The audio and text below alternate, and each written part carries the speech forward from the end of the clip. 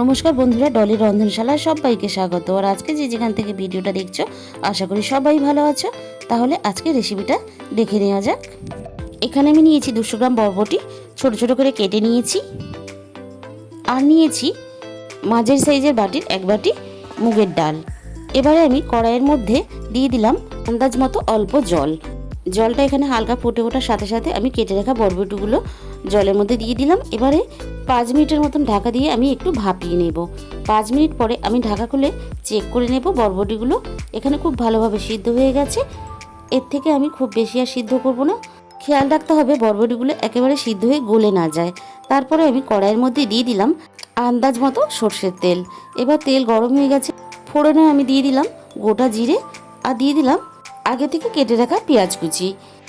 এবার আমি এখানে পেঁয়াজগুলো মিনিট 2 মতন এইভাবে নাড়াচাড়া করে ভেজে নেব। পেঁয়াজগুলো আমি এখানে এর থেকে আর বেশি ভাজবো না। পেঁয়াজগুলো আমার ভেজে নরম হয়ে গেছে। এবারে আমি এর মধ্যে দিয়ে দেব আগে থেকে ধোয়া মুগের ডাল। এবার মুগের ডালগুলো দিয়ে আমি পেঁয়াজের সাথে আরও মিনিট 2-3 এইভাবে ভেজে নেব। এর থেকে বেশি সময় মুগের ডাল ভাজলে মুগের ডালটা পরে সিদ্ধ হতে চায় না। এখানে খুব ভালোভাবে আমার ভাজা হয়ে গেছে, একটা খুব ভালো সুন্দর গন্ধ বেরিয়েছে।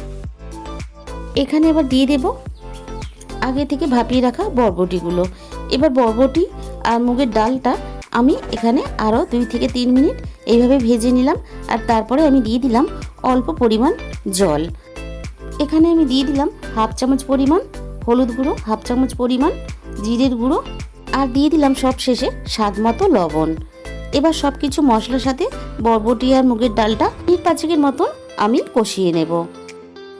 আমার এখানে সব কিছু খুব ভালোভাবে কষানো হয়ে গেছে। এর থেকে আমি আর খুব বেশি কষাবো না। এবার এখানে আমি দিয়ে দেব পরিমাণ মতো জল। জলের মাপটা খুব বুঝে দিতে হবে যাতে ডালটা একেবারে অতিরিক্ত সিদ্ধ হয়ে গলে না যায়। এখানে খেয়াল রাখতে হবে ডালটা সিদ্ধও হয়ে যাবে আবার ডালটা গোটাও থাকবে। এরপর আমি এখানে দিয়ে দেব চেরা কাঁচা লঙ্কা।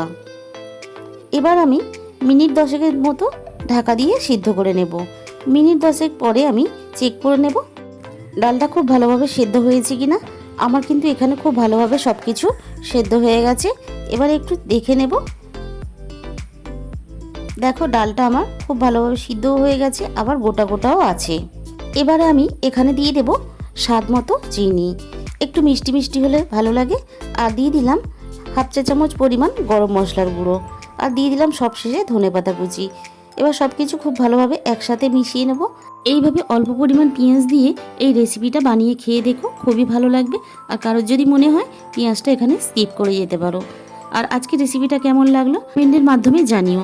আর নতুন বন্ধুদের কাছে আমার অনুরোধ রইল চ্যানেলটিকে সাবস্ক্রাইব করে পাশে থাকার জন্য। সবাই সাবধানে থাকবে।